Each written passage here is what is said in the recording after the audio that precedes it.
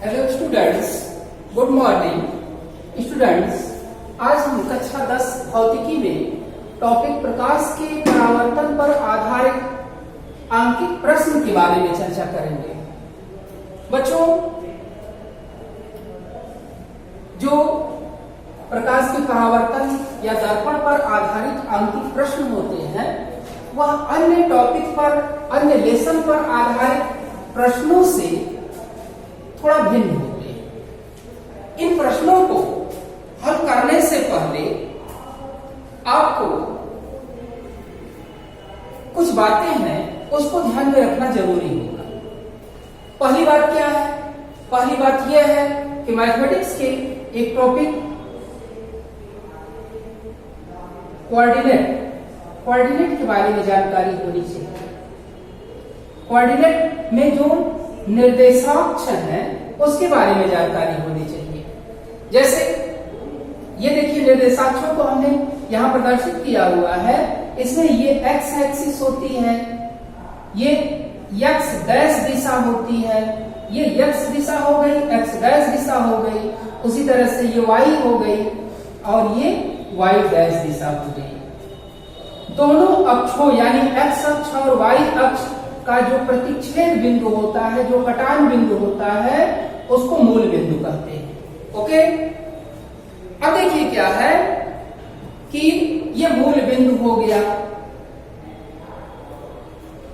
अब अगर हम दर्पण की बात करें तो जो भी दर्पण हम यहां पर रखते हैं और इस दर्पण को इस अक्ष पर, एक्स अक्ष पर इस प्रकार रखते हैं कि दर्पण का ध्रुव मूल बिंदु पर पड़े, यानी ये स्थिति होगी। उत्तल दर्पण हमने रखा है तो इस दर्पण यानी उत्तल दर्पण को इस अक्ष पर इस प्रकार रखा गया कि दर्पण का ध्रुव कहां पड़ेगा? इस मूल बिंदु पर, यानी अक्षों के कटान बिंदु पर। यानी यह जो मूल बिंदु था वह क्या बन गया? अब ध्रुव बन गया, दर्पण का ध्रुव, पोल बन गया। ओके, इतनी जानकारी आपको होनी चाहिए। अब देखिए, जो चिन्ह परिपाटी है निर्देशाक्षों की वो क्या है? हम जानते हैं एक्स अक्ष दिशा में नापी गई दूरी धनात्मक, एक्स डैश दिशा में नापी गई दूरी ऋणात्मक होती है।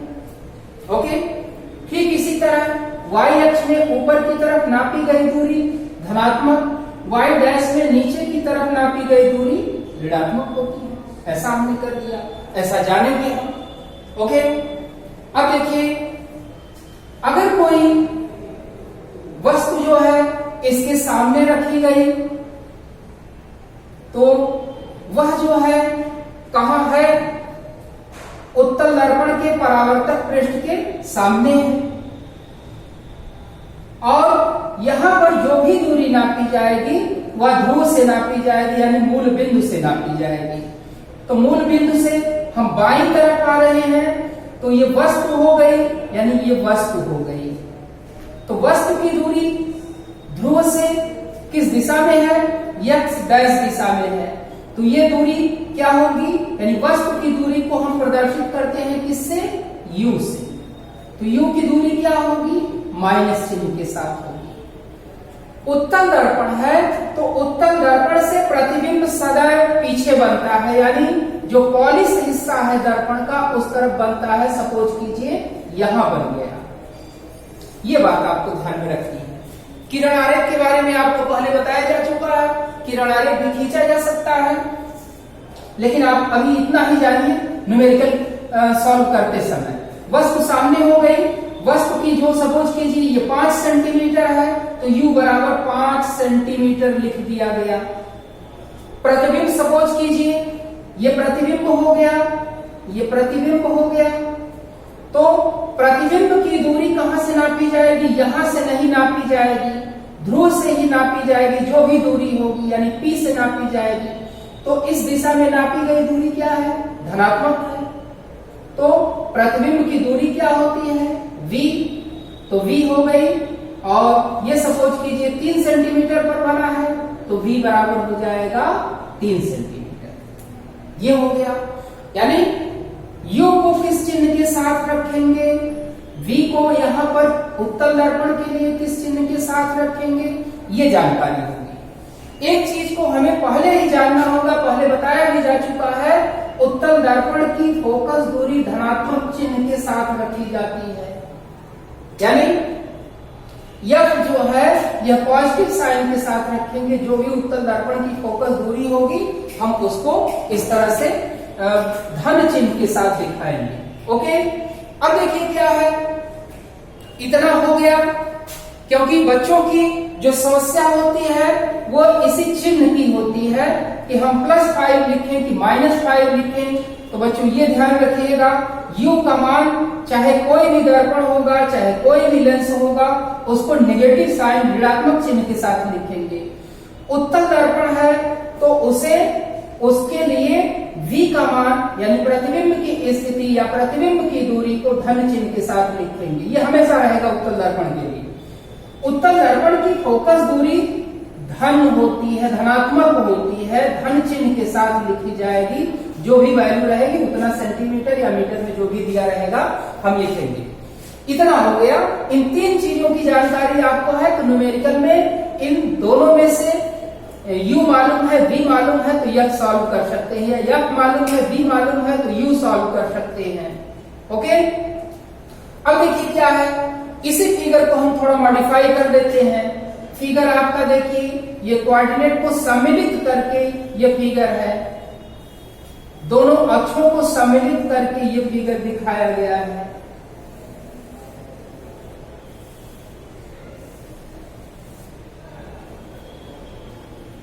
इसको हटा देते हैं, y डैश को हटा देते हैं, प्लस y को हटा देते हैं, y दिशा को हटा देते हैं। यानी फिगर आपका देखिए अब ये बन जाएगा, ये बन।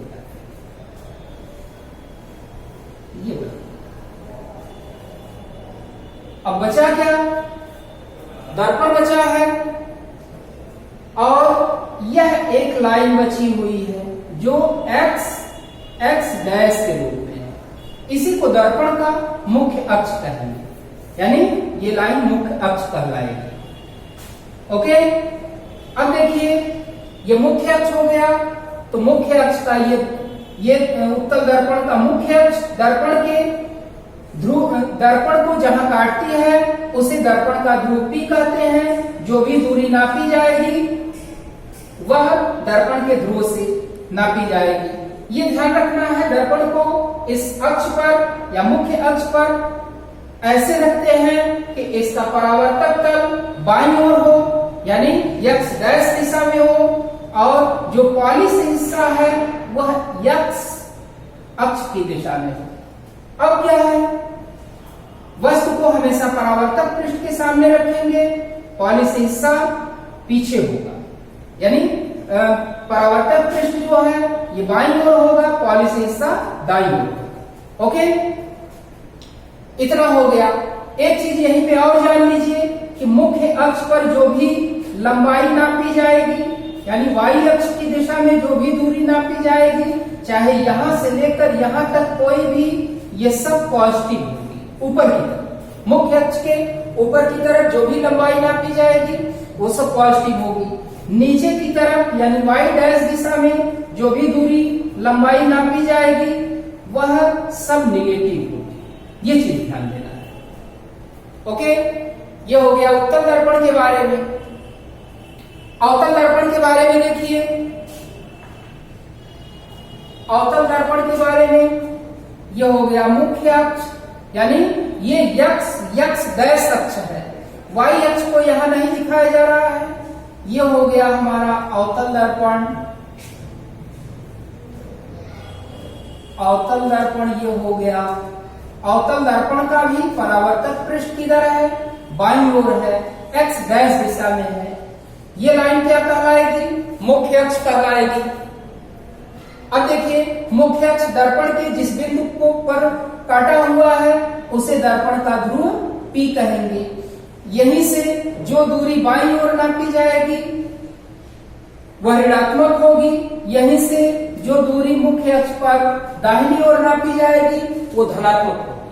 ओके, अब देखिए क्या है कि अगर इसके सामने कोई वस्तु रखी जा रही है तो उसकी दूरी दर्पण के ध्रुव P से नापी जाएगी, यानी ये किधर नापी जा रही है, बाईं ओर, तो ये U बराबर क्या होगा, नेगेटिव साइन के साथ होगा। प्रतिबिंब अगर पीछे बना है तो V बराबर क्या होगा, पीछे बना है तो दूरी कहां से नापी जाएगी, ध्रुव से नापी जाएगी, इसलिए ये भी क्या होगा, धनात्मक होगा। ओके, और देखिए अगर प्रतिबिंब इसी परावर्तक पृष्ठ के सामने बन गया, यहां बन गया, यहां बना था तो V बराबर पॉजिटिव हुआ। अगर सामने बन गया तो V बराबर क्या होगा, V बराबर यहां देखिए पॉजिटिव था, यहां पे V बराबर क्या होगा, V बराबर हो गया नेगेटिव। वजह क्या है, ध्रुव से ये बाईं ओर। ओके, तीसरा पॉइंट जो है ये हमें ध्यान रखना है कि अवतल दर्पण है तो अवतल दर्पण की फोकस दूरी हमेशा नेगेटिव साइन के साथ रखी जाती है। ओके, इतना हो गया। अब देखिए यहीं पर एक और बात है, वो भी ध्यान देते हैं कि इस प्रतिबिंब का रेखीय आवर्धन अगर पता करना है तो ये ध्यान रखना है कि अवतल दर्पण है, अवतल दर्पण अगर है तो प्रतिबिंब अगर वास्तविक बना,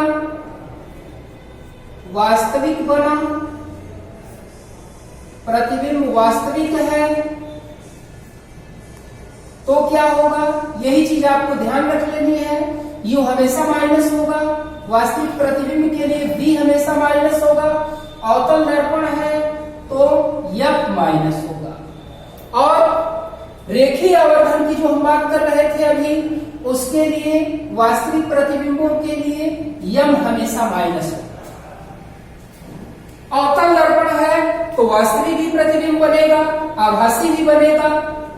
तो अगर आभासी प्रतिबिंब बना तब क्या होगा, आभासी प्रतिबिंब के लिए क्या होगा, आभासी प्रतिबिंब के लिए कहा गया U हमेशा माइनस होता है, माइनस चिन्ह हो गया। आभासी प्रतिबिंब के लिए V पॉजिटिव होगा। ओके, और अवतल दर्पण ही है तो इसके लिए हमेशा नेगेटिव। ओके, और आभासी प्रतिबिंब है तो रेखीय आवर्धन जो होगा वो पॉजिटिव।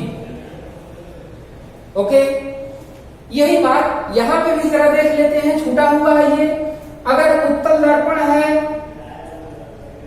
तो उत्तल दर्पण में आप क्या कहेंगे, उत्तल दर्पण की केवल एक ही स्थिति है, इससे केवल आभासी प्रतिबिंब बनेगा, वास्तविक बनता ही नहीं है।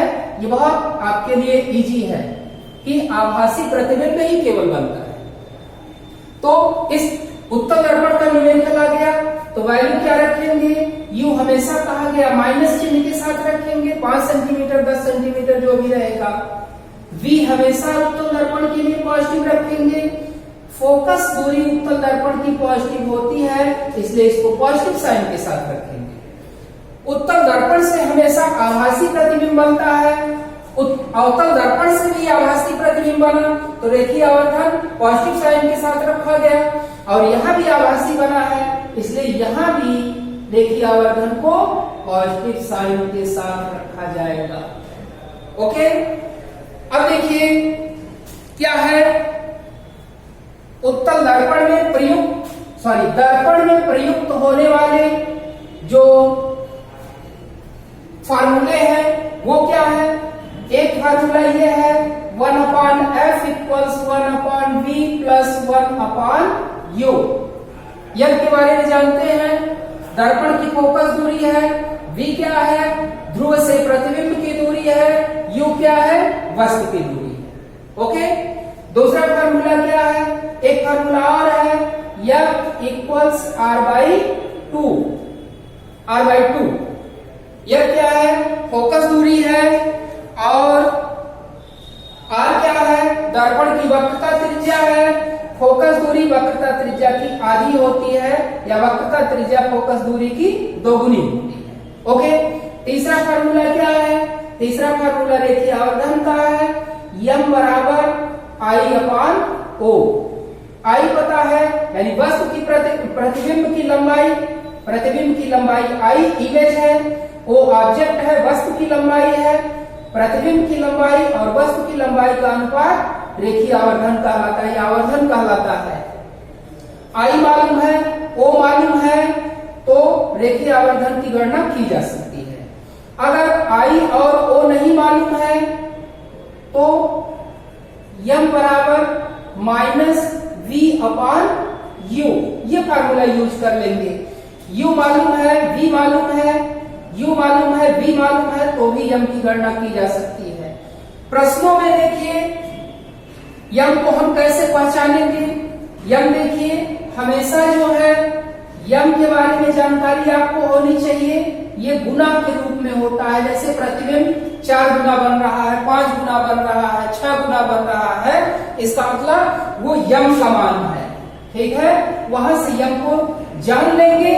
और उत्तल दर्पण है तो हम ये जानेंगे कि उत्तल दर्पण है तो प्रतिबिंब हमेशा आभासी ही बनेगा, और आभासी है तो आभासी के लिए m का मान किस साइन के साथ लिखेंगे? पॉजिटिव साइन के साथ। ओके, यहां से भी अवतल दर्पण के लिए ही होगा और उत्तल दर्पण के लिए आभासी बनने की स्थिति है। उत्तल दर्पण में हमेशा आभासी बनता ही है, अवतल दर्पण में वस्तु की स्थिति पर निर्भर करेगा कि वह आभासी बनेगा कि वास्तविक बनेगा। आभासी है तो m का मान ये रख लेंगे, बाकी सभी चीजें ये रख लेंगे। अवतल है तो यह माइनस हो जाएगा, बाकी सारी चीजें यही रहेंगी। ओके, वास्तविक है तो m का मान वास्तविक के लिए क्या होगा? वास्तविक के लिए माइनस साइन के साथ रखेंगे।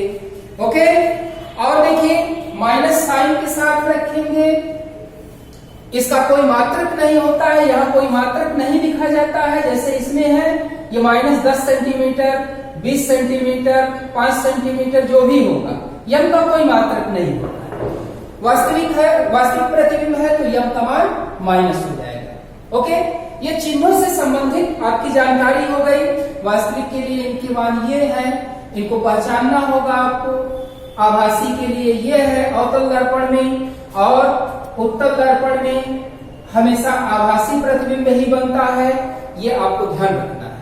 ओके, यहीं पर ये भी जान लेते हैं कि प्रतिबिंब अगर आभासी है तो ये अवतल दर्पण द्वारा बने प्रतिबिंब की प्रकृति को दर्शाता है। आभासी प्रतिबिंब की यह भी विशेषता है कि यह क्या होगा? सीधा होगा। ओके, और उत्तल दर्पण है तो यहीं पे आप आंख बंद करके ये भी कह देंगे कि प्रतिबिंब छोटा होगा। यानी ये कंप्लीट जो है उत्तल दर्पण द्वारा बने प्रतिबिंब की प्रकृति हो गई। ओके, यानी ये नेचर हो गया प्रतिबिंब का, ये नेचर हो गया।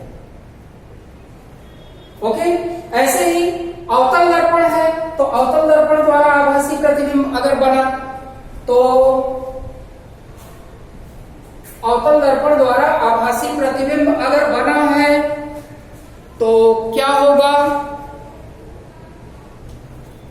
इसको देखिए, प्रतिबिंब अगर वास्तविक बनता है तो इसके लिए आवर्धन जो होगा वो नेगेटिव साइन के साथ लिखा जाएगा, यानी ये माइनस चिन्ह होगा।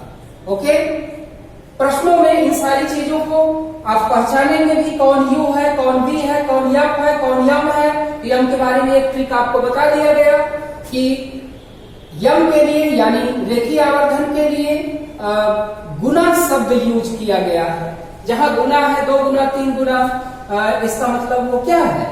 वो रेखीय आवर्धन है। माइनस चिन्ह या प्लस साइन ये बच्चों की समस्या है, उसके बारे में ये आपको स्पष्ट बता दिया गया। ओके, अब देखिए ये इतनी चीजें हो गई प्रश्नों में, जो कौन किसकी वैल्यू है, यानी फार्मूला ये यूज हुआ तो कौन u है, कौन v है, कौन f है, उसके बारे में जानकारी हो गई। कौन यम है, इसके बारे में जानकारी हो गई। ये बताया गया कि आभासी प्रतिबिंब बनेगा तो u माइनस साइन के साथ होगा या प्लस साइन के साथ, तो u के बारे में बता दिया कि u हमेशा पॉजिटिव निगेटिव होता है, चाहे उत्तल दर्पण होगा चाहे अवतल दर्पण होगा। v आभासी है तो पॉजिटिव होगा, उत्तल दर्पण है तो फोकस दूरी पॉजिटिव होगी। यानी यही फ्रेम आपको उत्तल दर्पण के लिए हमेशा यूज करना है। अवतल दर्पण में आपने UVF को पहचान लिया, तो अगर आभासी बना है तो उसका ये फ्रेम होगा, U माइनस होगा, F माइनस होगा, V पॉजिटिव होगा, M पॉजिटिव होगा। ऐसे ये पहचान लिया कि अवतल दर्पण में वास्तविक प्रतिबिंब है, अवतल दर्पण से बना प्रतिबिंब वास्तविक है, तो U निगेटिव होगा, V निगेटिव होगा, F निगेटिव होगा और M भी निगेटिव होगा। ओके, इतना कर लेंगे बच्चों तो ये बहुत आसानी से न्यूमेरिकल को आप सॉल्व कर सकते हैं, कैलकुलेशन आपको आता है। अगले वीडियो में हम कुछ क्वेश्चन इस पे लेकर उसको सॉल्व करेंगे। Okay, thank you.